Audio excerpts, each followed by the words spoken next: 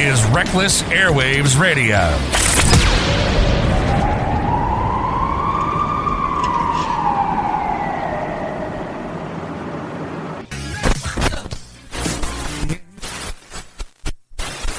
This is Rob from The Rob and Slim Show. Check us out every Wednesday on IPMNation.com/52. You are listening to Reckless Airwaves Radio. Yeah. Hey everyone, this is John Corrigan, host of Corrigan's Corner and the editor of The Wrestling Estate, welcoming you to Reckless Airwaves Radio. This is Frank Cugino, host of Frank About Sports on YouTube, and you're listening to Reckless Airwaves Radio. This is Percy Crawford from Zinger News. You're listening to Reckless Airwaves Radio. Be sure to check out Straight to the Point with yours truly every time we drop one. Hello out there. This is Tony Myers, AKA Chainsaw Tony, FMW Leather, Leatherface. And you're listening to Reckless Airwaves Radio. Don't touch that dial. Reckless Airwaves Radio. This is Frankie McDonald. I'm doing great. You're listening to the Reckless Airwaves Radio. 6 o'clock to BAM! BC. Coming up on 6:05. I'm Mr. 25 minutes after 6 o'clock. WNBC. This is Speech Impediment Man, and when I'm not on the stage, I always listen to my favorite podcast, Reckless Radio, and you should too. This is Fred Alfenbo, and you're listening to Reckless Airwaves Radio. Hey, this is Reckless Airwaves model Valerie, and you're listening to Reckless Airwaves Radio. Uncensored, unfiltered, unforgiving radio. And be sure to check me out on the site at recklessairwaves.com.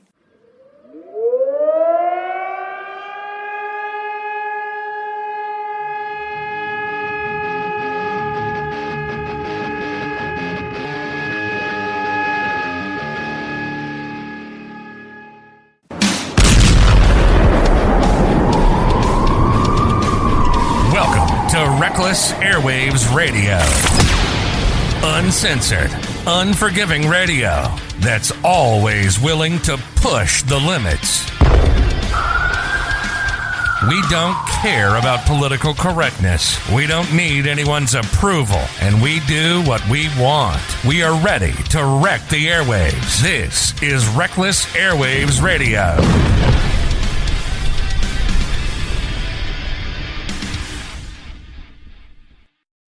Hey, what's up, Tony? How you doing? Better than ever now, hearing back from you again. You know, we love having you on, Tony. We've been doing this a while now. Yeah, I love the therapy, man. So I'm in the couch, which is the presence of the outdoors, which if you hear the crickets chirping in the background, it's just me on a hot summer night, just enjoying the outdoors with a damn towel. I mean, there's nothing wrong with that, but I got to tell you, in my apartment, I live in a basement apartment, and the crickets, they're like outside of my door, but they're like in the cement, and I spray for them because they keep me up all night. They tortured me last night. I was up from like 3 a.m. to probably 5. This thing, it sounded like it was in the house. It was so loud, annoying. Yeah, then I'm in a duplex, and I had to watch my sister's dog this past week, and this is a humongous this is a bigger than average golden retriever, and I made the mistake of leaving my toilet seats up. Because I just didn't know. I didn't think about it. And as big as that dog is, my neighbor, this Indian guy that I share the duplex with, who's on the other side, was hearing my dog pacing and hearing my sister's dog like pacing and flipping out because the thing had to pee and knew it couldn't pee indoors. And it was become aware of all of its surroundings. Yeah, and then we had like 2 or 3 nights of storms here. So I was like, oh my God. Dog's flipping the hell out, and it's missing my sister, and her husband, and all my badass nephews. Yeah, so, you know. Oh, man. That's rough, though. I mean, especially with... I love golden retrievers. I love all dogs. I love all animals. But, yeah, that's got to be rough. He doesn't know where they went. That's what the problem is. Yeah, the dog is so big that to see somebody walking outside, it's just like, he's so enormous that it's like a human being going, roof, you know, like, his lungs and everything, like, he was like sleep in the middle of the night and he'd go to like clear his throat or just like sigh even. It was like, it was like a human being, you know, wow, with that lung capacity. Yeah, that's a big dog. Yeah, speaking of hearing all that. Speaking of lung capacity, on my way back home here, I went to like take like an innocent, you know, from a one hitter. Man, I got choked up on some shit. They must have been smoking a nom or something, man. Oh man. Holy crap. So yeah, so if you hear my voice like a little bit rough, that was me harking and hacking for the last 5 minutes before we got on the air. So what happened now?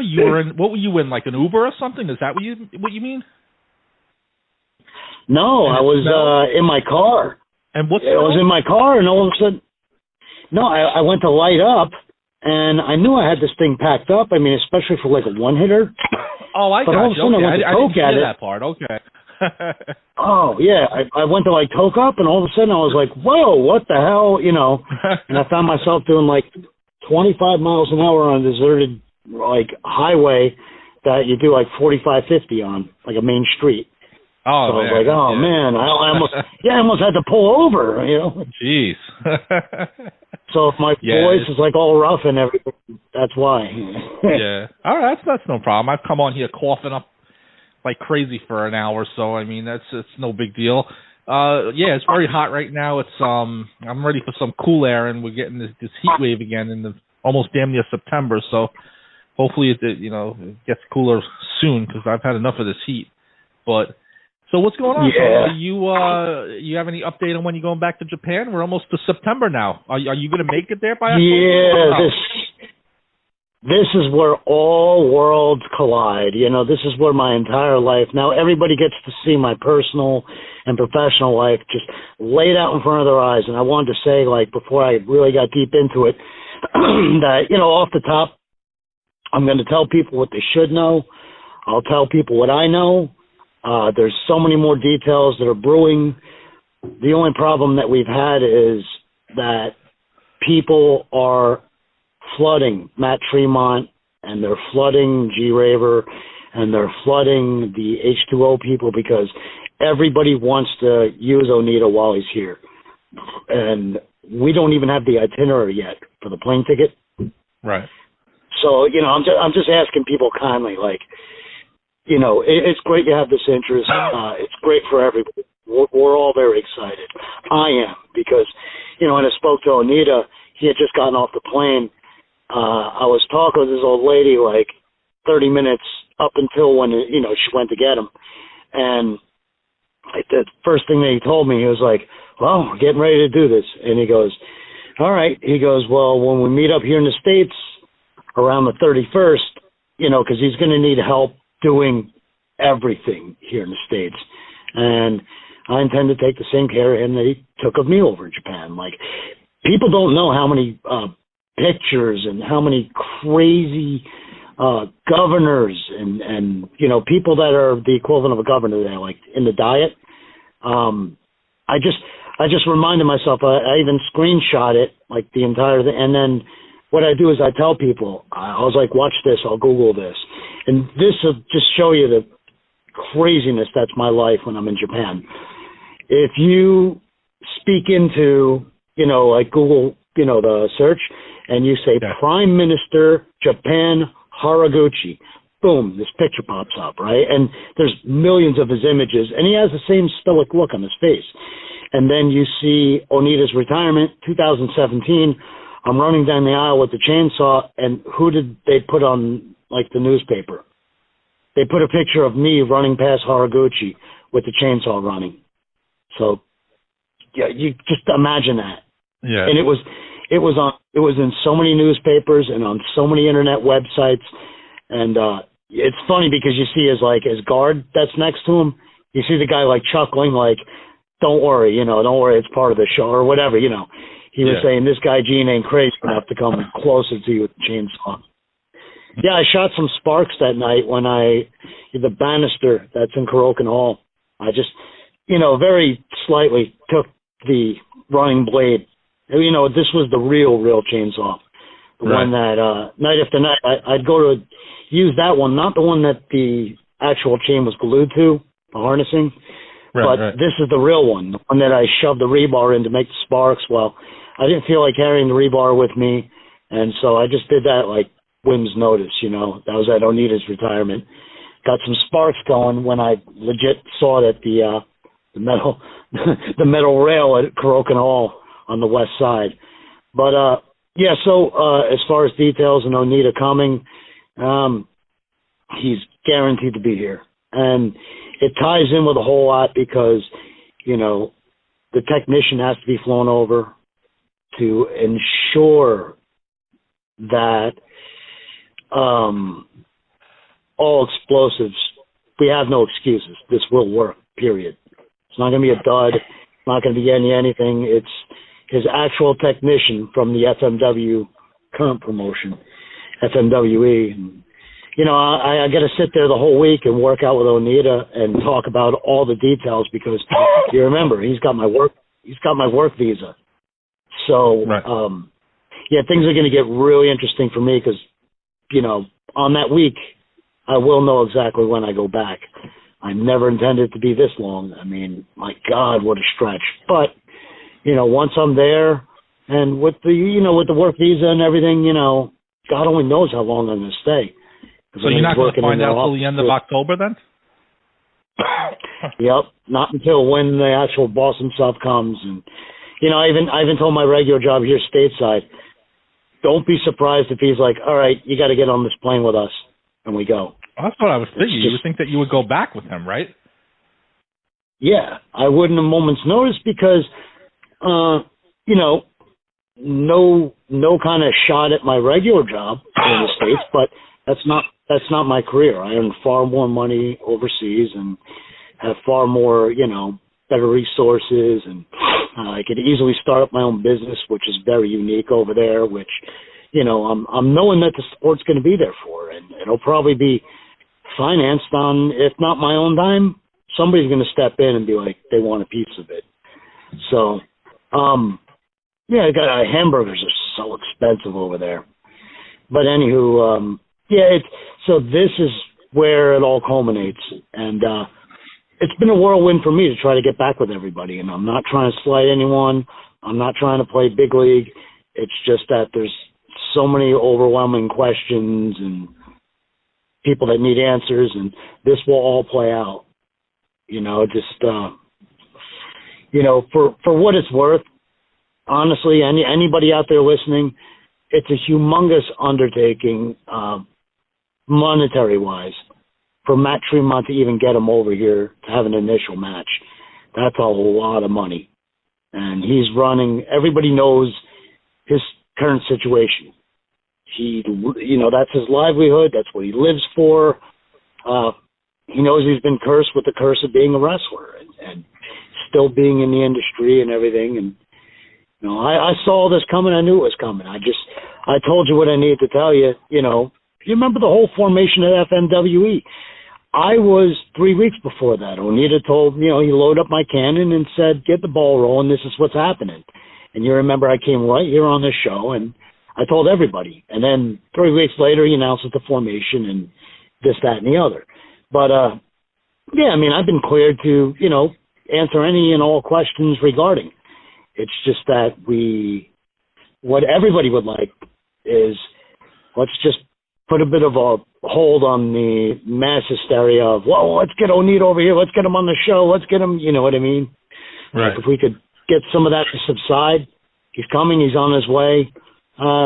Details will surface, So I got a bunch of questions for you here now. Before we get to that, though, I got to say, I selfishly am glad that you've been in the United States this long because we put together a whole bunch of good interviews in this time. We took advantage of it.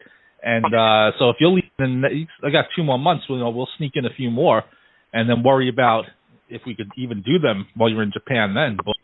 But this has been the most consistent that we've been able to do interviews because you've been here so long. Yeah, and I try to give you everything that I've got. You spoke the last time about the guy that I did the 3-hour interview with, and that was with me, and full gimmick and everything. And even then, it's I'll give you what I got. You know what I mean? I'm much older. I tend to ramble, but there's a lot of details that are in the midst of this.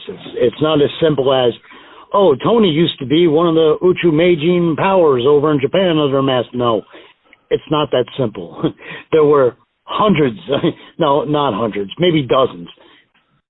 When you would show up at any Go Ryuma or any of the different financing that he got from organized crime over there. I mean, this is all now out in the open. But it's not as simple as, oh, Tony used to be this guy under a mask. No. It's so complex. There's so many layers of detailing that go into it. Yeah, absolutely. And are you there, Tony? Can you hear me? Yeah. Oh, all right. Oh, I thought you cut out. Okay. Yeah. So before I get to the because I have a bunch of questions I want to ask you about this Tremont Onita match, and just your opinion. I'm not asking for facts or anything. We don't have to get that official, but I have to go back for a second because this is old news, but I still need your opinion on this because I look back right now at the last interview we did just to make sure that my timing was right, and we didn't talk. I mean, must have happened like right after we did the interview when Nick Gage had that match in AEW. What did you think of that? Yeah, I mean, hey, he got on national basis, he got on national TV. He did a lot of stuff thought I didn't that was think they were going to let him do. Oh, yeah. And then there's the controversy with the pizza. Yeah, the controversy with all the pizza cutter and everything else. Yeah, I mean, timing. Something was bound to happen. But, I mean, hey, say what you want, but, I mean, even this past week with CM Punk, is AEW not the rave of the entire industry? Man. And I'm going to save that CM Punk thing for the end of this because that was amazing, and I don't get chills that often. Not chills, but excitement. I don't get chills at 46 anymore. But, I was so into that. But I want to save that for the end. I don't want to just jump all over the place. But, yeah, just, the Nick Gage match, I was very surprised that I know what he does. I've seen plenty of Nick Gage matches. I didn't think they were going to do all that stuff on regular TV, national TV. The pizza cutter thing, oh, well, it was bad timing. What are you going to do? If that's the worst thing that happened, that's not too bad. But it was very interesting. It was fun to watch, and it was, something that, you didn't think you were going to ever see on national TV with Nick Gage. And I'm just disappointed that I haven't seen him since then. I don't know. I guess it was a one-shot deal, right? I suppose it was something along those lines where they give him like a one-night guarantee and that kind of thing. And right now, I mean, there's so many people that are signed. Unless you're going to do some kind of underground AEW thing with maybe Moxley and, grouping together some deathmatch guys or whatever. I don't ever see deathmatch going like mainstream like that, and it won't. Yeah, they're not going to do it every week. Yeah. That's why it was like fascinating overseas when you got to take into account too the Japanese way of thinking, the Japanese, how tepid, quiet, and shy they are. And all of a sudden, deathmatch is selling out of baseball stadiums. It's along those same lines. It's not going to take America by storm anytime soon. If anything, people will pop in at morbid curiosity. Even my numbers on YouTube for all the explosive stuff I did with Onita. All my numbers jumped, and one guy said, "I'm here because of AEW." I even read one of the comments. I was like, "Wow," and it says something. It says something to me in American culture, anyway. He's got a cold appeal, and I've tried to explain that to him, and I really, really dive deep into it with Onita. Like, there's a huge cold appeal. I mean, for him, of course. I mean, I watch people from how many different countries come in here 4 years. Who are you talking about? You talking about Nick Gage? No, and I'm talking about like with Onita, like the 4 years ago, with his match with Tremont and all that. But I mean, I explain it nonstop to Onita. It'll never go mainstream like here in America. It won't. No matter. No, I was just going to say, I think a lot of people also tuned into that Nick Gage match because, they had heard about him. They had seen the Dark Side of the Ring episode, which definitely helped a lot.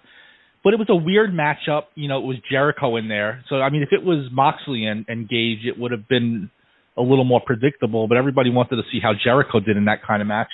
And plus, to be honest, you never know with Nick Gage. He's kind of a loose cannon. And, they saw what he did with David Arquette, which was, real. And, they wanted to, see if something like that happened with Jericho, which obviously it didn't. He was surrounded by, a lot of professionals there. I don't think he was going to act in that atmosphere. He wasn't in that little GCW ring, with Lauderdale protecting him. So, I mean, that wasn't going to happen.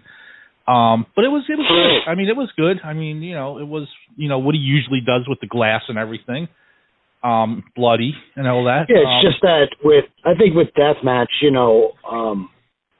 how I'm trying to tie together the whole Gage and segue into Onita thing.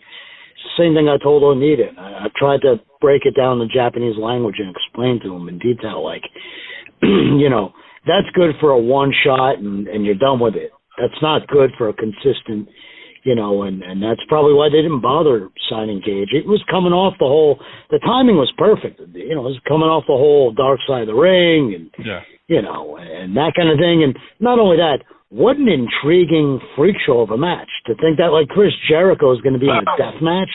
That's the thing, yeah. Who would have ever thought strange. That? Yeah, at his age. But you know what? It's no different than, okay, look at these guys over at WrestlePro.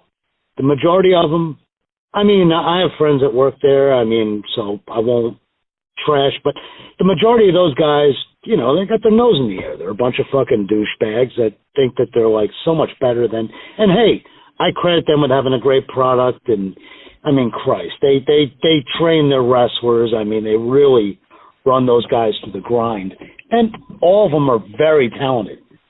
With that being said, it's no different than those guys. Those guys, for no reason, like Brian Myers and what was one of the ones from WWE? You just gotten released.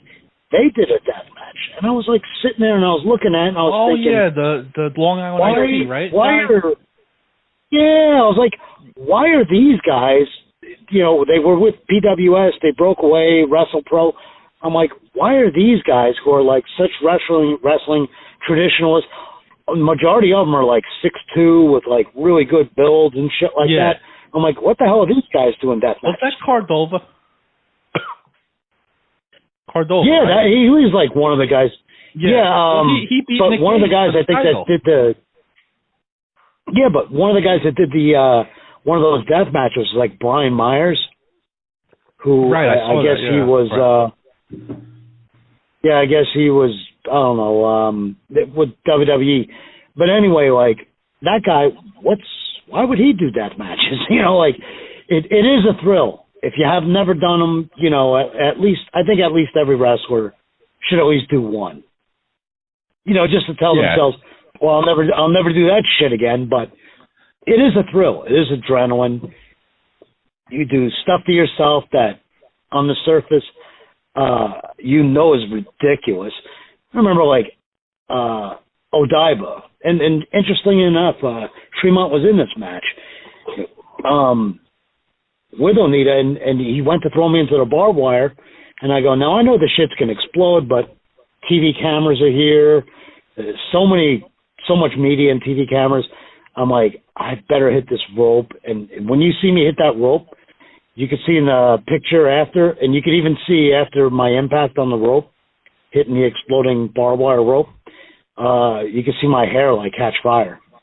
And just I just face bump, and then I just kind of rolled over shit, I smell my hair burning, are you kidding? If you told me to get up right now from where I am and go do that, I wouldn't do that. No way. But I was all about it in the moment, why not? Right. I thought about the gimmicks I was going to do afterwards too. I was like, oh yeah, And it's so funny because in leaving a majority of those old, like, the FMW Super Battle back in, like, when it was revitalized in, like, 2014, 2017, some of those fans would be like, that's the guy Onita threw into barbed wire, and then they buy merchandise. It's so, like, cultish, godlike, you know? It's just that weird. So let's get to this Onita Tremont match, and I'm just going to throw some questions at you, and, you know, I'm not looking for official answers anyway. You just give me your thoughts on them. Now, Tremont was retired, right? Yeah, he had retired, and... what made him decide to come back? Was it just he just wanted to try this match one more time? I guess, right? Onita called him out. It was so funny because on his retirement, Onita's like, all right. You just sit back a while, and after you're done retiring for a little bit, just like me, you come out of retirement. You come back, yeah. Like he was knowing good and well that Tremont was going to come out of retirement, right? And Onita's just saying that, and Tremont's like, you know, the same thing that Americans and the Japanese told Onita a million times, like, hey, this is Japan. This is not America. When you retire, you have to retire forever. And he's like, well, Terry Funk was my mentor. He retired 10 times. And they're like, you're Japanese. People are going to think you're a liar. So then he ran with that, and he was Mr. Liar for a while, you know? So, yeah, it was because of who it was. And then Tremont realized, oh, my God, this is the guy that answered me when I called him out. Now he's calling me out. You know, he made my dream come true. I have to be honored to do what the boss says to do. That's a Japanese thing. So, I mean, but I'm sure that both of them probably were not happy with the way things went in those matches that they had. It never went off the way they expected or wanted it to go off, so they probably feel like they want to give it one more try to do it right. Don't you think? Well, what happened there, and, you know, say inside, say outside, say within, and say deep within the art of kayfabe. Say whatever you want to about Onita, but it's fucking brilliant. To be able to sit back and watch everything wind up in a schmaz and a six-man, and then come back knowing good and well the money is one-on-one, Onita versus Tremont. To me, that's brilliant. Say whatever you want. You know, I'm at the point right now, and I'll tell anybody listening, I ain't got to suck Onita's dick. He already knows what I do. He knows what happens when the bell rings. He knows what I'm willing to do. He knows how loyal I am. I got no reason to kiss his ass. Half the time I'm cursing him, you know, under my breath as I'm working with him. And I just have a blast because, I mean, that's where I've always wanted to be. But say whatever you want to about the guy. That's absolutely brilliant to know good and well that your money, your cash money was always in Onita versus Tremont. Whatever happened, happened. But, you know, too, Onita was so pissed off. And looking back at that entire, like, once in a lifetime, you could place a lot of the blame on DJ, this person, that person, whatever. It's, you know, and I'm sitting there and I'm thinking, man, I'm like scratching my side where there's like a slight chunk of fucking meat missing from going into one of those explosive barbed wire things. And, like, you know, when you have scars, they tend to itch from time to time for no reason. And it was just like, I'm sitting there scratching that as the first explosion went off.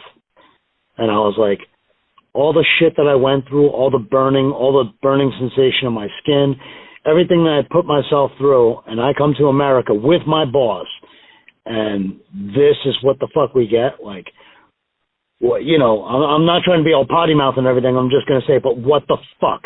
What the fuck, man? You made me look like a fucking shitbag in front of my boss, you know, like, the entire week leading up to it, Satoshi, the guy that used to wrestle as Wild 7, he passed away from stomach cancer back in 2017. And it was such a shame because I love that guy. He was in the office of FMW. He would just take the mask off, and he would always have his little suit with him, and, you know, very professional guy. He spoke a lot of English, too. I remember just about the time he came to me and was like, tell us what you know about this Matt Tremont guy. Then I got butterflies, and I'm like, oh my God, they're going to make this happen, because when I'm done telling them about Matt Tremont and about what I see and what the boys have told me about him, I'm like, holy shit, they're going to do Onita versus Tremont. You got to remember, like, I'm in Japan while this is happening. I was actually at a Korean barbecue that some wrestling fan in Japan had held for Onita that night. And that's what happened. We had to keep kayfabe, and I had to stay on the other side of the restaurant. And Satoshi was without his gimmick, so he ran over there and he was telling me. And like the entire time that this is going down, because like I'd always heard about Matt Tremont's work ethic, and I had seen it from my own two eyes. And the only time I really got like sideways with Matt was when like he went on Sam Roberts, and he goes, a major influence of me wrestling Onita was a guy by the name of Tony, and like, he put me over even more. And that week I saw like everybody ordering my shirts and all kinds of stuff I brought back from Japan with me. But I always got sideways with Matt because I was like, don't credit me with shit. You wound up on this guy's radar. All I was some guy that was working at FMW. I just happened to be another American, and I hadn't even met him yet. I hadn't even met him at that point. It wasn't until I actually met Matt that, that was the day of Jimmy Snuka's funeral, because Matt was exactly 1 mile from where Snuka was, Snuka's funeral was held at. So I went and visited his store, because Onita was like, what do you know about this Tremont guy? And, all that stuff went down. But I knew right then and there, because like Tremont recognized me in his Bulldozers Market when he was in that shopping mall, and that blew me away. He's like, hey, and he mentioned me, and he did that in front of my two friends, like really put me over. And I was like, dude, like you're the fucking guy killing it out there. Like you're the new Nick Gage. When Nick Gage was locked up, it was Matt Tremont all those years that pushed through and was doing, really kept up the whole deathmatch thing. So, when all that stuff happened, I often credit Tremont and say, stateside, I was just a guy floating around here, coming back here after, wrestling in Japan most of the time. Like, if it wasn't for Tremont and Onita and all that, I mean, that opened a lot of people's eyes to, who I am or what I do, or I was just some obscure, Japanese indie guy that happened to be given the leather gimmick, years ago. It wasn't until Pogo brought it back, and it wasn't until Onita started using it that everybody was like, oh shit, that's you, or whatever. But, to me it was absolutely brilliant the way that Onita, he's like, you people want it all along, it's going to be a singles match. Me and Matt Tremont. Which is living proof right there that... Oh, no, I was going to add real quick, which is living proof right there that it wasn't Onita's age holding him back from doing singles matches. He's been doing them this whole time in FMW-e. It's been like, here he is 2 years later, 2 years older than the last time he wrestled Tremont. Or actually, 3, right? 3 or 4 years? So, yeah, it wasn't that. I'm sorry, what were you going to say? No, I was going to say, but looking at this new match that they're going to have, it's going to be in the United States, right? Yeah. Even if they bring these guys that know how to do the explosions this time, I mean, isn't there still going to be? I know that they haven't announced where it's going to be, but isn't there still going to be, a limit to what they can do because it's in the United States? You just can't have bombs going off, even if it's, if there's neighbors anywhere near, that's an issue. Right. No, it ties into pyrotechnics, and I'll say that much. Yeah. So it's not an issue of, oh my God, there's going to be a bomb set off. Watch, wait, see. You know what I mean? Like on that one, that's one of the ones that when it takes place, you just have to see it. And so you're, and then you're confident that they're gonna do it right this time? I'm so confident, I swear to God, if I could find a way to put up my own personal bank account money, I would. I would. Because I've seen this guy. I believe it. Here's the way that it worked. And this is like, you got to remember, they reuse the same ones over and over. Yeah. That's the pyrotechnician that they hire. They actually had a girl that was assisting him. And she would stand in and be referee, and she's taken a couple of bumps, and she was a super huge Turbo fan, and she had a ton of passion for it, and she was good at the pyrotechnics, and she was on our tours, like when we all got together, and were all flown from, let me think, it wasn't Odaiba, Narita. We were all flown out of Narita to, not Saitama, not Osaka. FMW to Asahikawa was one of the places. Anyway, we did that. You know, she transported all the wrestlers. And not only that, she would alternate with this other guy because they had like specialized drivers. You know, because there's live explosives in there. You know, like. But she would rig that up every single night. I got a picture with her, too, because, like, you know, I was so thankful for her because, like, you know, night after night for her to have to rig all that crap up.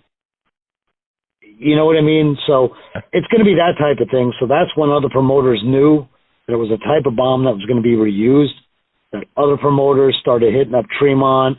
And, you know, G. Raver takes care of a lot of Tremont's business over there because it's just too much for Matt with the school. I mean, everybody knows he literally lives there on the premises. So, yeah, the school's like his life, and those young kids and all that stuff. And, you know, it keeps his lights on. It keeps him fed. You know, it keeps his rent. So, you could just imagine, you know, being told by Onita, listen, if this thing's going to work, this person has to come with us. So then there's no issues whatsoever, as opposed to leaving it up to somebody else, because that's now 0 for 2. Starting with the original CZW. Only because I think I'm forgetting the details now. The first one in recent times with Tremont and Onita, that was the CZW one, right? That was the one that didn't go off well, right? That was the first one. That was the once in a lifetime with the duds and look. The duds and stuff. You want to see a telltale thing? Look back at the video on it, and you see Onita glance back. And what he does is he says to me, he goes, you know, Nante imasu ka, skoshi o kane. He said, how do I say cheap, like little money, you know, right. You know, and then I told him, you know, the English word for it is cheap. He's like, it was so funny because right before he barked into the house mic, he goes, like a bird noise? Yeah, cheap, that's it. And so, the second one, that was in Japan, right? That was when they faced each other in Japan? No, when they faced each other in Japan, if you look at that match, and it's only like a 15-minute match, there's 8 different explosives, and every single one of them was like ba-boom, ba-boom, ba-boom. I remember Tremont over in Japan, he looks at me because it's all written down on paper. It's like 1, 2, 3, and they show you on the paper. 1, 2, 3, 4, 5, 6, 7, 8. Where all the explosions. So you have to remember all that. So basically, the only time that these kind of matches didn't really go down right is in the United States, then, including the recent one at AEW. Yes. Yeah, it's been a complete turd here in America because they don't have the engineering, and it was one of the things, the very first things off the top of my head when I first heard about it. I told Mayuko-chan, I told Onita's girl, I go, look, it all boils down to do with if you have your pyrotechnician here with you, because I think I mentioned this on one of the shows. Here's the world's greatest secret. Do you know how they get all those things to bring them all together to make the explosives that they use in Japan? Do you know where it all comes from? All of it. Take Japan, one wild guess what country it comes from. Japan. Nope. Where? United States? Nope. Yes, it comes from us. All that stuff is imported that they. Yeah, Japan. All that stuff that they get, all the stuff that they get for those super explosives, FMW, Super Battle, FMW-E, all those giant explosives that you see, Onita use every single night. Him trademarking the King of Explosion match and the title and everything. All that stuff that it took to comprise and make the explosives were all stuff that was imported from America. So basically, and assembled in Japan. So this one's going to be with the stuff from Japan and with the text from Japan, right? This time? No, it's going to be with everything that it took from here in America to get the explosive. Okay.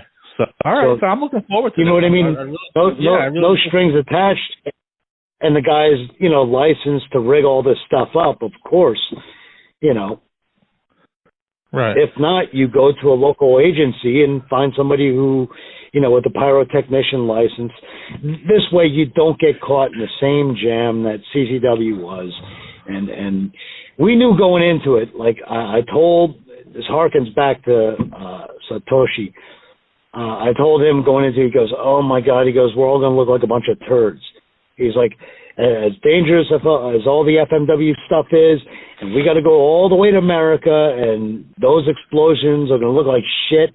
He's like, we're going to look like the biggest pussies on the face of the planet. And that's the feeling I had when I saw CCW's explosions. I was like, what the fuck was that? You've got to be shitting me.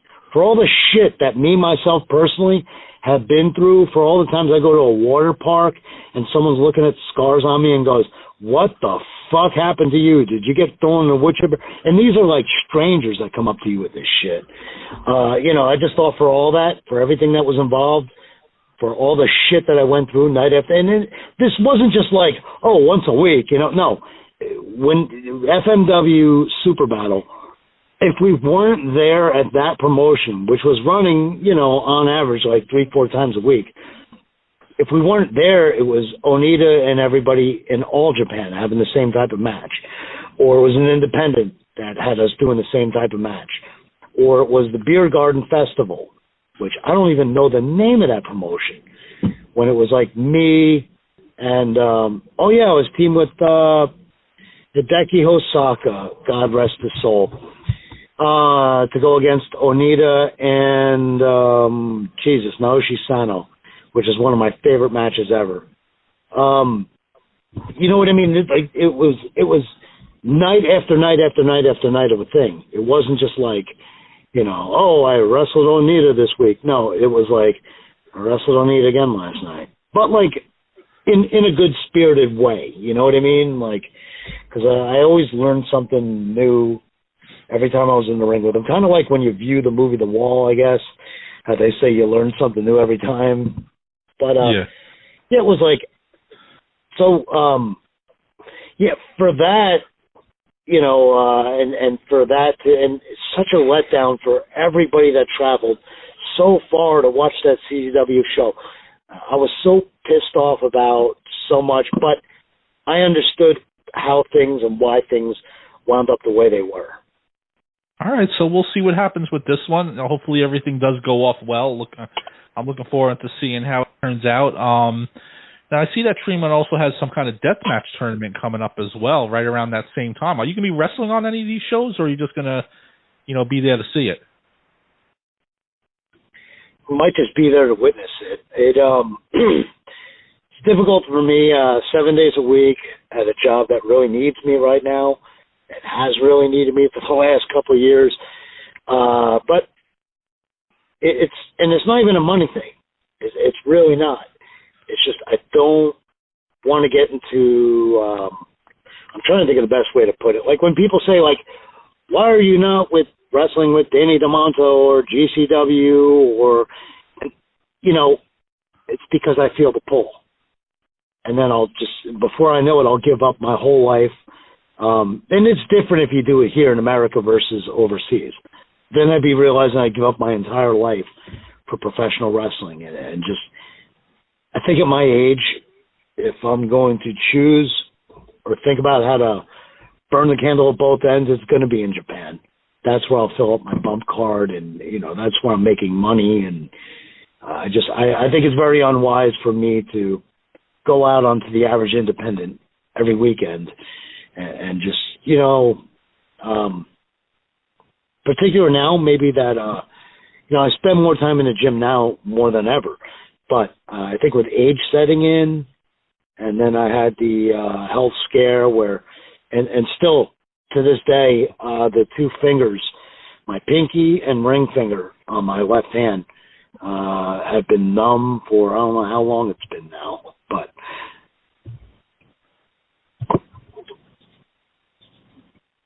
who knows though? It would be a lot of fun if I just popped in at one of Matt's, H2O. Yeah. There's another reason too why fans should go out and support the local. Another thing that I found interesting, and when I see this, I saw this on, I think it was on social media.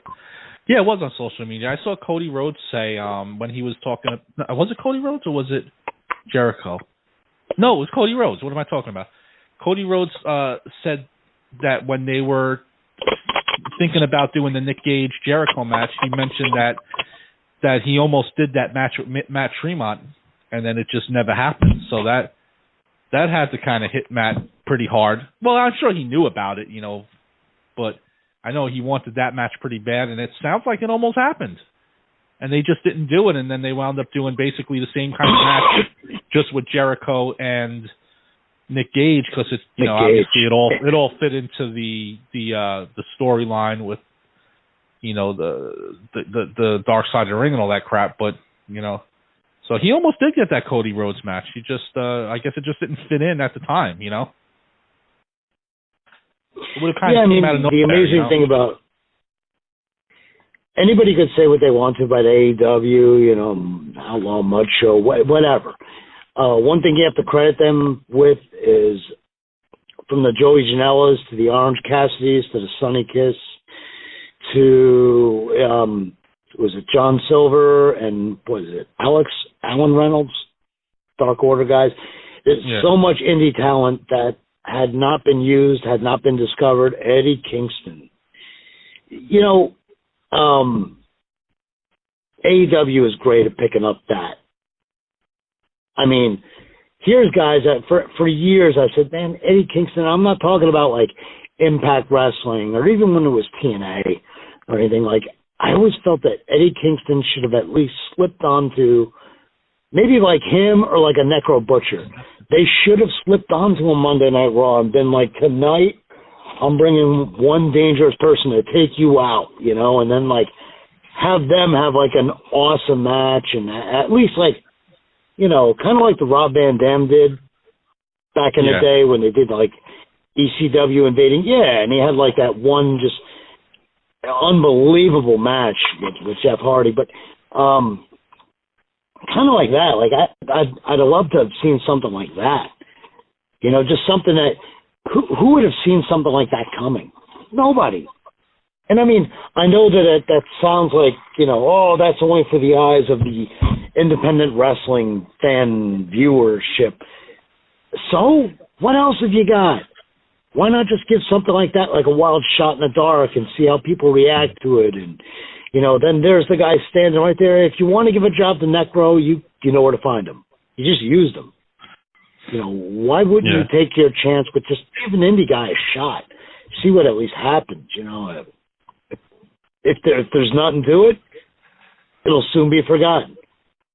And only like your most stringent wrestling fans would even draw attention to it. Like, hey, you remember that time that Cole Cabana showed up on Monday Night Raw and just for a challenge and got beat or whatever. But I mean, it's more interesting than watching like the same guys. And I mean, I'm sorry, but no matter what they do to it, if there was ever another like Randy Orton, John Cena match again, like how? Those two must have wrestled each other a million times. Like, boring. Who on this earth would want to see that again in any shape or form, no matter what it is? It's true. I can't believe the time and effort and patience, everything put into Bray Wyatt, and they just let him go. Like, Well, he's going to be on AEW before you know it. I can't wait to see what his new look is going to be. He's not going to be able to do the Fiend, but he'll probably do something similar to it, maybe. Well, maybe he'll come up with something different. He's a very creative guy. I was fascinated by the Wyatt gimmick when it first came out.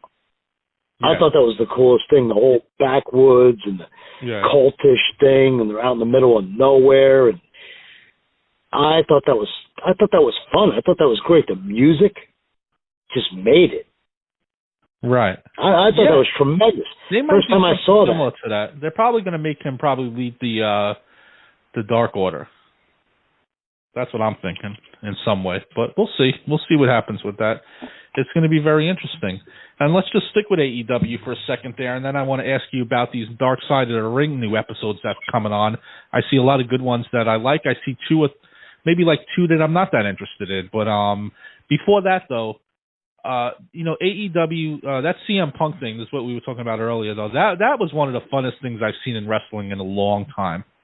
Everything about it was just fun. You know what it is? You kind of get, what's the word I'm thinking of? When you don't see someone for so long and you think you're never going to see them again in the ring, or just in general, and then they show up. It's, you kind of reminisce from years past and stuff like that. It was a great promo. It was one of the best. He's done it again with another great promo you're never going to forget.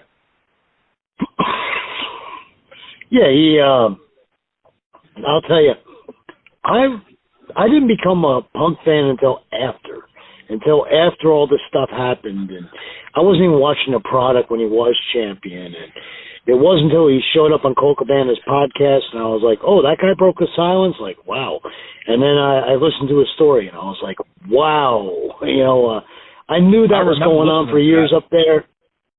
With the injuries and stuff, and not getting the right treatment and all that. I remember that. Yeah. Give my hand to God. Give my hand to, in all honesty, just what happened and what's truthful. And one thing in there that really stuck out to me was he was like, when he told Vince McMahon, you say I'm in a triple main event, where's the money? And then when Vince is like, you were in one of the main events, like, you could try to sell it to people like that, but we know the truth. And he was like, if I was in triple main, if I was one of the three main events that you had up in there, let me compare my paycheck to Undertaker. Let me compare my paycheck to Triple H, and he's got such a valid point there. They always treat him like scrubby white trash that they didn't need to pay so much because he was such a big wrestling fan to begin with. All right. It's just like, in a corporate environment, how the hell do you even do that to anybody? Morally, much less ethically. Why would you even do that to somebody? Eventually, the truth is going to come out. You got too much to lose. Why the hell would you do that to somebody? Especially with what they got to lose.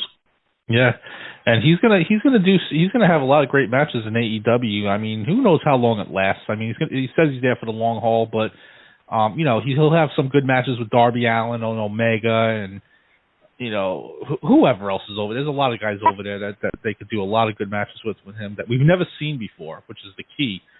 And the more that you keep getting guys like this to go to AEW, you're not going to see, some of the names that were on the show at the beginning, like the Janellas and stuff like that. You'll see them more. Well, they're not really on there anymore now. They're more like on Dark here and there. But, because you might even have like Adam Cole showing up there soon, because it looks like he's not with WWE. He's not going to be with WWE anymore. And then Bray Wyatt's coming. So they're getting a lot of big stars there. I mean, the Punk episodes have done over 1 million views, so they're starting to really get some good momentum going here. And it'll continue too. As long as that checkbook is open. But think about I work amongst coworkers with 3 casual wrestling fans, and that's all really that's been there on their minds is, it looking like it's the hot product. Everybody's going there. Everybody's going to AEW. Even all and then Daniel Bryan's going to debut. He's going to show up next. Yeah, I mean, that's big time there, though. It's a big fan favorite right there. These are not low-level WWE guys. This isn't Cordova, showing up. These are like the top guys that, main evented at WrestleMania for the last 10 years here and there. I mean, that's big. And you remember when Miro was like, he was one of the rumblings of the internet. Like people talked about just how much as a wrestler he improved, or they were talking about his relationship with his wife. Like people could not keep Miro's name out their mouth for the longest. Like Rusev was like, you know, he was like the internet buzz guy. Like he was like another Dolph Ziggler. Like people just couldn't get enough. You know, talking about the guy, watching his matches, crazy bumps, this, that, and the other. But Rusev was a different story because everybody saw, like, week after week, this motherfucker improve like nobody's business. Like, nobody would ever believe. And just think about your casual fan that's viewing, that saw The Fiend and saw all this stuff. And what, he's gone? Where's he going? Oh, that AEW. Oh, that's the place that just got CM Punk. I remember that guy. You know, like... Your casual fan right now is looking at it like, you know, that's where everybody's going. So that's what got the ball rolling with WCW. Now that they've acquired all these talents, now I want to see how they're going to book everything. Yeah, let's see how they book them. And, you know, they need a big, I mean, it all depends on the contracts and anything. All you need is like a Charlotte Flair or someone to show up like over there, too, for the women's division, and that'll really solidify things, too. But, you know, who knows? You never know. I mean, I wouldn't be surprised if that happens. I mean, they're basically on the verge of getting CM Punk, Danielson, and maybe even Adam Cole all within a couple of months. I mean, it's three huge names right there. So, and The Fiend. We got The Fiend. I mean, that's four big names right there. I mean, that's ridiculous. Yeah. I mean, you have to view from your just, you know, like I said, not only the casual fan, I mean, your diehard fans, I mean, forget it. They're all over. They've picked up on it. They've made memes, you know. Is that what those things are called? Yeah. It's the way it looks like it's pronounced. Memes, so, yeah. Yeah, they've all made memes that so-and-so is all elite. So-and-so is all elite. You know, yeah, just you to see say, that like, all the time. All elite got everybody, yeah. Oh, yeah. It's going to be very interesting. I felt the ball rolling as far as AEW goes because, you know, even with the Onita thing, you know, I had so many people contact me and, hey, did you see? Oh, my God. It was only for like a few minutes to explain, you know, what a death match and all this stuff was. But for them to go that far as to get him, you know, and then even he himself coming to me and going, what's with this AEW? These people, I guess they have a lot of money, huh? Like, you know, but secret, you know, even your most casual fan knows. They see it coming. Yeah, it's going to be fun to see. You know, competition is a good thing in anything, but it's going to be fun to see how they line guys up and if they have some momentum 6 months from now, which you kind of figure they will, but we'll see what happens with that. Let me ask you how many, just think about how many years, just think about this real quick. How many years did the WWE stay like stagnant, Triple H banging a mannequin on Raw? You know, how many years were they like unapproached, you know, and it's like two used car salesmen out there like, yeah, this is our product. And, yeah, there's nobody else to compete with. And yeah, this is what we're going to give you. How many years did fans go through that? They can't do that anymore. Maybe it'll improve their product too, if possible. But we'll see with that. You know, the dark side of the ring. That's been I was going to say the dark side of the ring lineup that's coming up looks pretty good.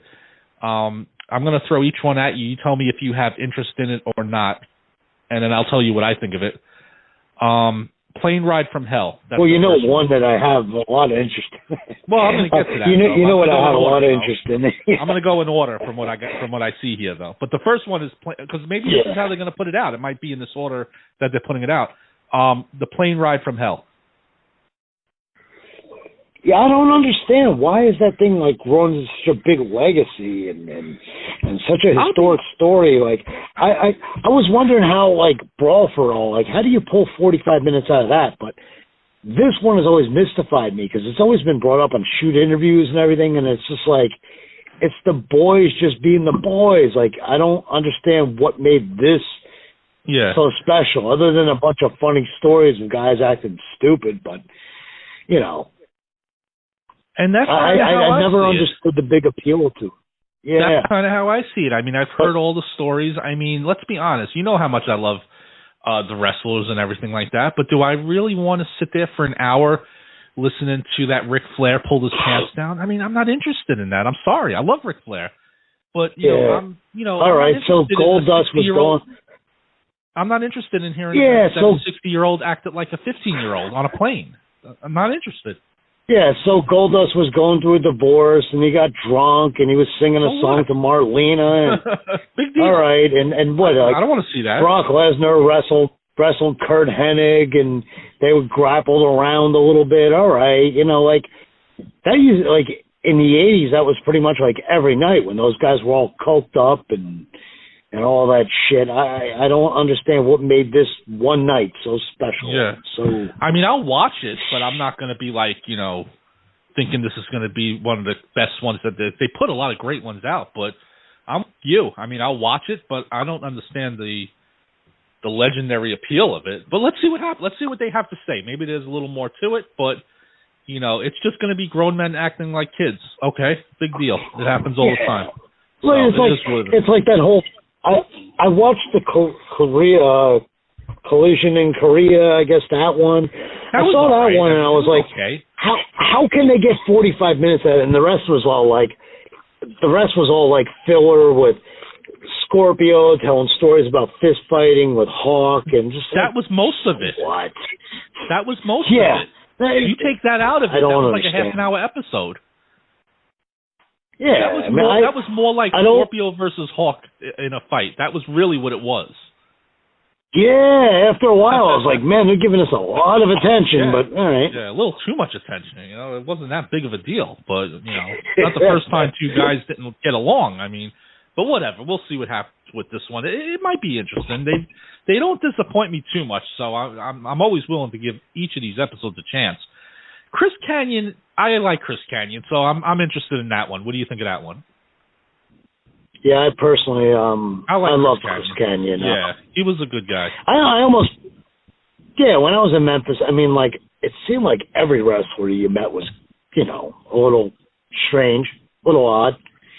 I mean, given the nature of the profession, I mean, there's always been rumored from the moment I broke in about a lot of, with the boys, brother has to have his needs met or whatever. But, with that one, my gaydar kind of went off. He showed up with Billy Kidman in Memphis, and lo and behold, years later, Billy Kidman actually sent me one of his wrestling figures, because I didn't realize that we were at Pete McKay's in Lower East Side Wrestling starting out together. He said if he ever got an action figure, he'd let me know. And he wound up getting an action figure and sent it to my house in Memphis, yeah. And then years later, he became a road agent, and didn't he marry one of the really hot divas or whatever? I think he did, yeah. I think he did. Not Stacy Keibler, the other one. The other one that was really hot. But so with Kanyon, it's what more can possibly be said? James Mitchell tells the infamous story when he found out and he knew when he was helping to move all the stuff from his parents' house and a whole bunch of magazines fell out, and he was like, "Whoa, boy," he knew then. And then he brought up to Kenyon's brother, and Kenyon's brother was just like, "Yeah, I've pretty much known that." So. Right. But I mean, he had real mental issues too, man. I mean. Yeah, that was a big thing with him, and he was he was the openly gay wrestler, and that was a big thing that you remember about him. And I mean, nobody cares about that now, but back then you were kind of surprised. And he died young. He was from this area too, wasn't he? From Queens, I think, and he died really young. He died at 40. So that's going to be an interesting one. I'm sure that we'll hear some stories and probably some sad stories that we didn't know about. And it'll probably be one of the best episodes of this group that I'm looking at here. So we'll see. And the FMW one, it's pretty much everything that you've told on here. Now, what are they going to concentrate on? Do you think? Do you know? I'm not sure. Just the basic. Oh, there's so many to become or something. It's only 1 hour. I wish that they would focus on that, because the whole Aoyagi and Onita and Pioneer Wrestling and the whole angle where Onita goes to the box office and goes, this place doesn't have any kind of open door policy. I'm over here making a grandstand challenge. You're not accepting it. You won't give me work, and I need the work, and you know that I'm poor, and you know that I have nothing, and you know I saved nothing. I'm just trying to take care of my mom. I'm thinking they're probably going to go right after the whole, when they went to replicate the angle with Bruiser Brody, with Pogo and Onita, and Invader stabbing Onita. I'm thinking that they're going to try to delve into the sleaze as far as, the promotion started making money, but Onita wasn't paying anybody anything. So you think it's going to be putting they're going to show some they're going to put some bad images on this, you think? Which is why when they came to me, I was like, what more can I add? What more can I say? Don't you think I'm a little biased? I still work in the latest incarnation. As a matter of fact, I'm in the office of the latest incarnation of FMW. I don't want to get involved, okay? Yeah. If I have something to say, I'll let you know at a place like this. And here's what I think, and here's what I'll let you know. The stuff with Shochai Orai, God, that's as dark as it gets, where he borrowed money from at least 4 or 5 different organized crime families, and he hung himself. This darkest side of the story, if they focused on that when, Onita left and Onita was forced out after he came back and he sold it to Shochi Orai, that in itself is dark. But Onita coming back and then him being kicked out of the office and everything, but it doesn't get any darker than Shochi Orai, and it was the playground where he grew up. It was a park where he grew up, and he took his necktie and hung himself from the parallel bars he used to play on when he was a kid. So I don't know if it's going to get any more dark than that. I don't know what version of FMW they're going to focus on, but and that's what we have to see. We're not even sure. So this is all hearsay. Yeah, I mean, it's pretty dark when you think that Onita sells the place to a guy that was in pilot school. It was only 19 years old when he joined up with FMW, and he was their ring announcer. In fact, the guy, he had such a high-pitched voice that one night the microphone and stuff didn't make it to, or were broken, and his voice was so high-pitched and so strong that he announced to like 3,000 people all the matches. Like, he had a screeching high voice, if you remember. Yeah. But yeah, he was the ring announcer and, selling ads on the company's dime. And, the whole thing where Onita sold it to him, and, Onita becomes a major political leader, has a seat in the Diet, the United States, which is the equivalent of United States Senator, and then loses that in 2001 because the sex scandal broke, where it was Onita had used government arrangements for him and 2 of his favorite at the time female adult stars, and that whole scandal broke. And I don't know how much darker it comes than what's so dark about that guy? He's still going, and he, I'll tell you, he was going for Wilt Chamberlain's record. He's alleged to have slept with over 20,000 women, which is kind of funny because, like, one time he's sitting there calling a match, and I glance over my shoulder, and he's naked. And I just kind of jumped, and I sold it, and I pushed myself away. And he's like, "What? What's wrong with you? You act like you've never seen another guy's dick." And I go, "Motherfucker, the places that thing has been." And when I said that, everybody's laughing. and he sold it. And, I guess I'm one of very few that could get away with doing or saying that, but... Well, Well, let's see what happened with that episode. Like you said, we don't even know what version they're going to talk about or what time period. So, that's going to be very interesting. Now, the next one, I'm going to be totally honest with you. I haven't watched wrestling since about '83. I had to look this guy up, Johnny K-9. Oh God! And then every week when he would show up, a pretty good story to him, but I don't remember this guy. When I first found out that Bruiser Bedlam was Johnny K-9, I was like, wow, that's what happened. And I couldn't believe how big he had gotten. Right. And he was a job, I knew that right? he went through the Canadian. Yeah, he was just a straight-up job guy. Yeah. But you have to understand that back then, too, I knew about all those guys because, like, Moondog Spot was a very good friend of mine. He would tell me all these crazy and outrageous things that the boys in the 80s would do, and they'd be all tanked up and all that crazy shit that would go on in the 80s. But, yeah, to me, I didn't know about him blowing up a police station or any of that crazy shit. I never knew what became of him after Johnny K-9. So it'd be interesting to know what kind of a maniac this guy was, And see, that's going to be one of the better ones because we don't know a lot about that. We know who he was now. I didn't really know who he was. I mean, I really didn't remember him. I'm being honest. I'm not going to say I remember him just because I'm doing this, but I'm looking forward to that one probably as one of the ones I'm looking forward to most because it's going to be a lot of stuff that I never heard of before, so that's going to be a fun episode to see. So, we'll see what happens with that one. Luna Vashon is the next one. I've always liked Luna Vashon. I'm interested to see how she wound up with that look, and she was one of the first women who was a little more athletic than the Mullahs and stuff like that. So, and she was around. She was in a lot of different promotions, and I'm sure she had a lot of crazy stories with the Vampire. Remember the Vampire Warrior and all that. So I'm looking forward to that one too. Yeah, it's a very, very, very, very, very personal note with me. Well, you like Luna or you don't Vampire like Warrior. Yeah, go to YouTube, put in Tony Myers versus Gangrel. And it's from the old Memphis territory. And I just happened to have the exact same haircut as him. And it was Scott Bowden that was walking by, and he was like, oh, yeah, that makes sense. Because, they even look alike.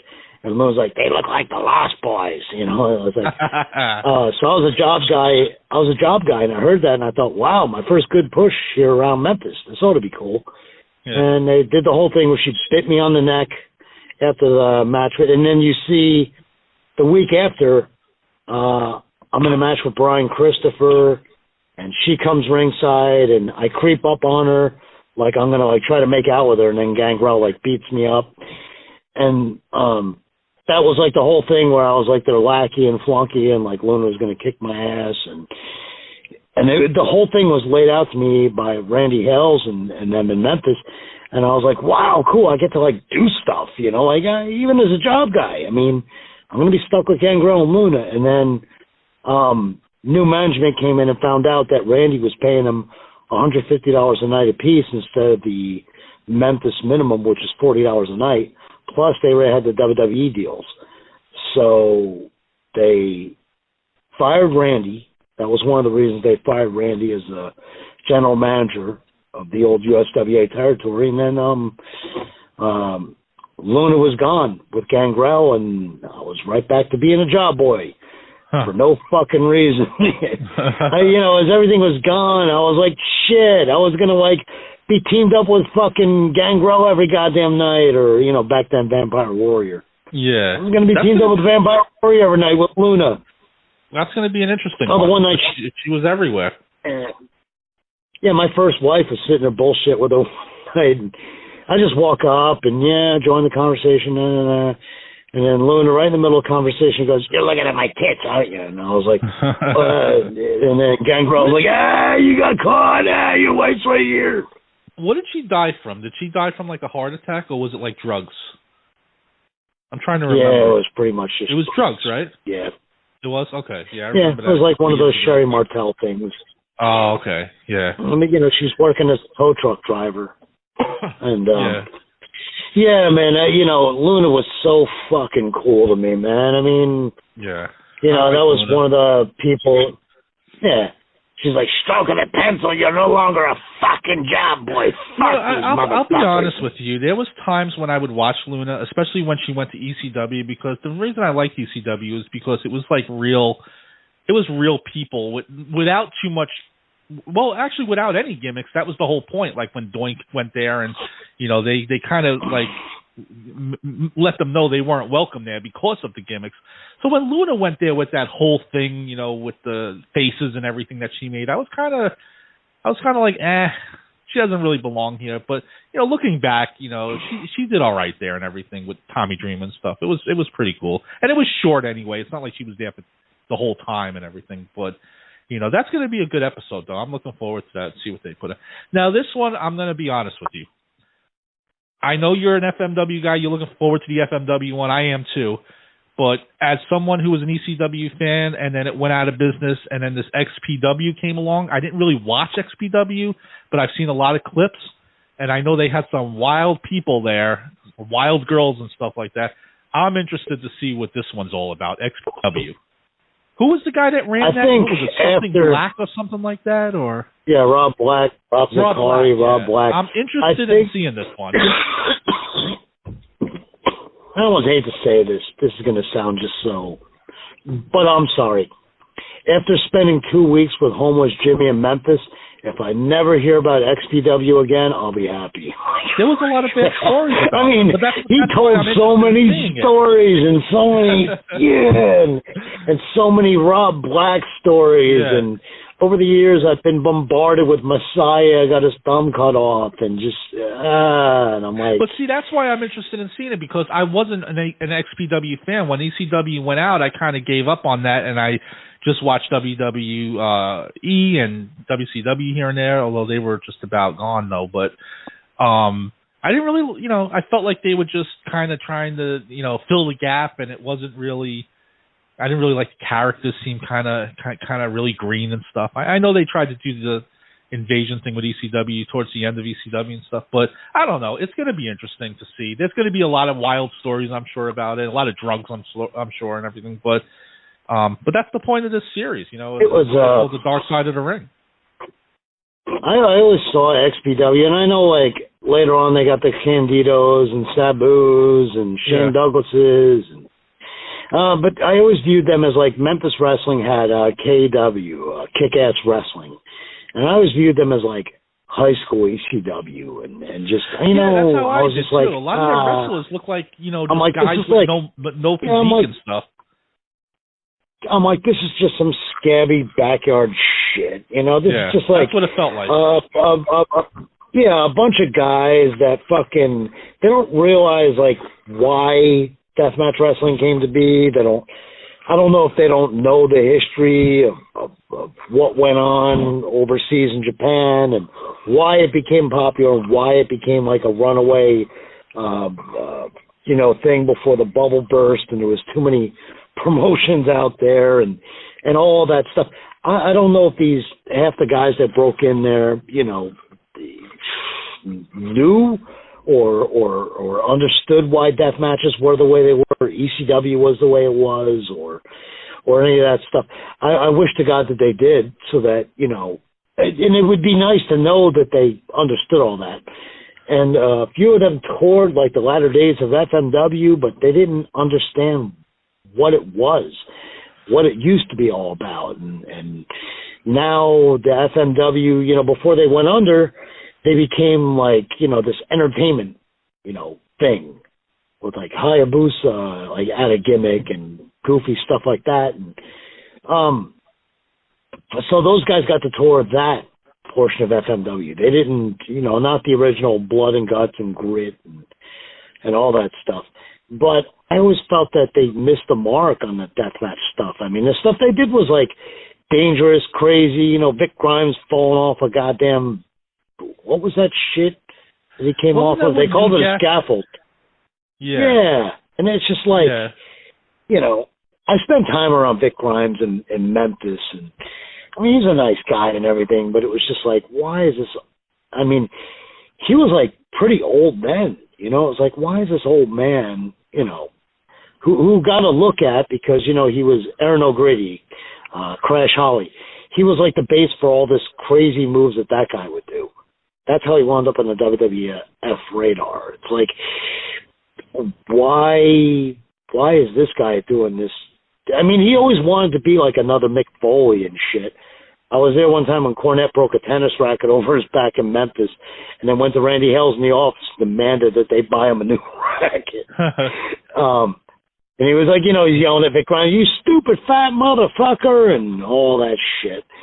But I always viewed XPW, and they've always tried to like bring it back. Aren't they trying to like resurrect it again now? I guess. I haven't heard that. Yeah, they are. Yeah, they are. They're trying to bring back XPW. Well, the one. Oh boy. Who was the hot girl? The hot blonde girl that was there? Christy Mist.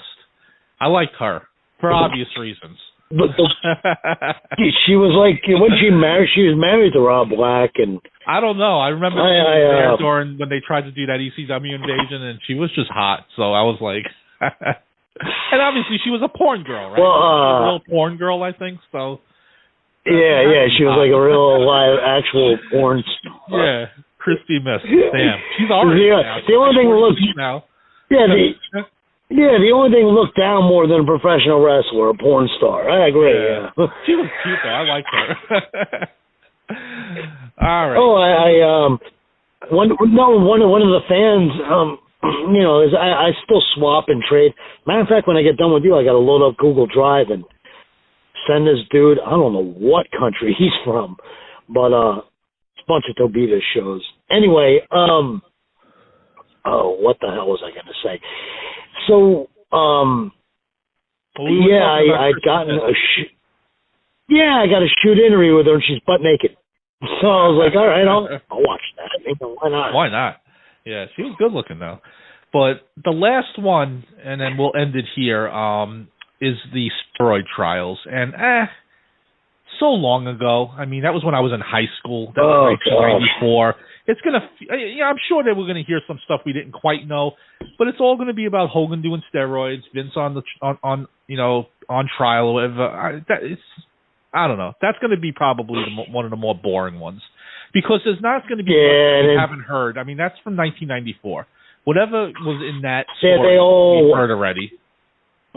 They all went on Donahue, and it's all over. Dave Meltzer was there, John Arezzi, and Bruno Sammartino, and they all got Vince on the panel, and blah, blah, blah, blah, blah. It's just how much more. I used to hate it. Back in the 90s, I was like, why is Dave Meltzer devoting this entire issue of this fucking Observer to this goddamn shit? Like, and then Pro Wrestling Spotlight would be talking about nothing but the steroid trial and all the news, like the Pro Wrestling Torch, and it was just like, I don't care anymore. It's like, get this shit over with, and then it was just... The whole thing's going to be about how the WWF almost went out of business because of it. That's going to be the whole hour. It's going to be basically that. So, I don't know. I mean, what are they going to possibly tell us? Nothing. What'll be what'll be the startling revelation? Like, Jim Cornette came up with the fucking screw job finish, whatever. What's going to be the startling revelation about this? What fact that hasn't been covered 10 billion times?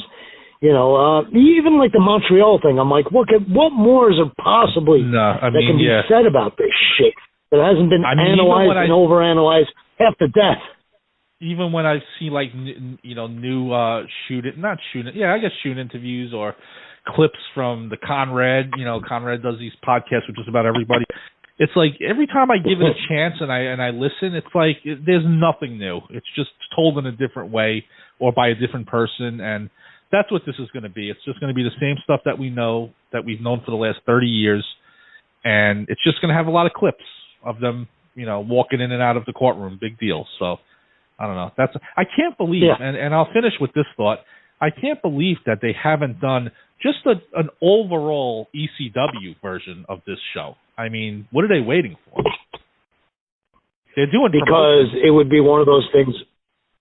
People will crucify it and be like, "Oh, you left out the entire thing here. You left out the entire part of this. Oh, they missed it."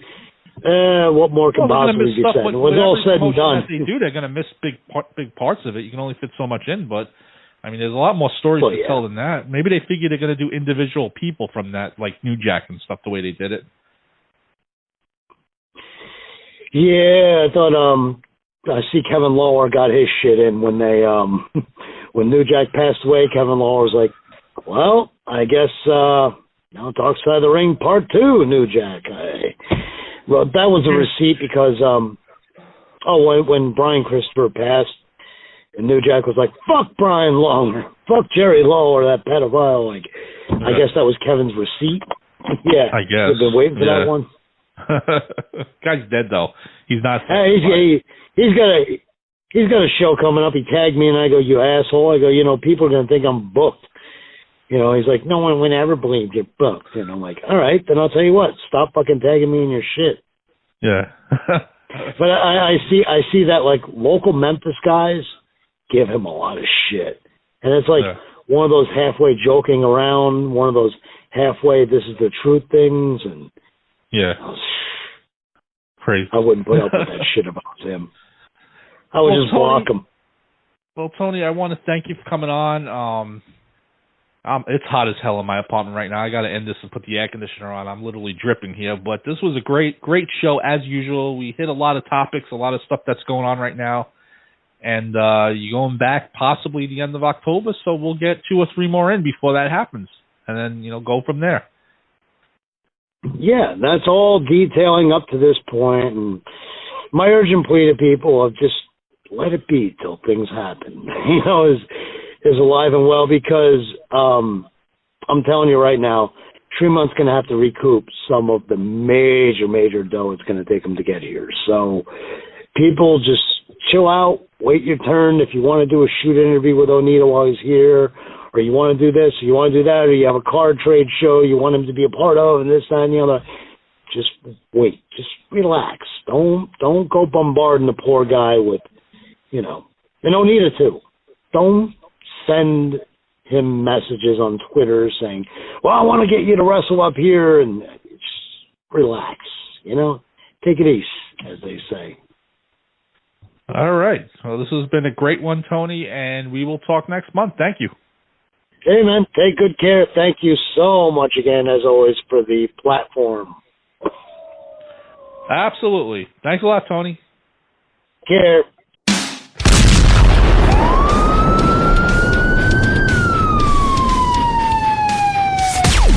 You've been listening to Reckless Airwaves Radio. Check us out daily at recklessairwavesradio.com for all the latest Reckless interviews, as well as other Reckless shows, including The Rob and Slim Show, Corrigan's Corner, and Straight to the Point with Percy Crawford. Yeah, we don't want to do anything to scare your children. That's the last thing we want to do. We don't want to scare anybody.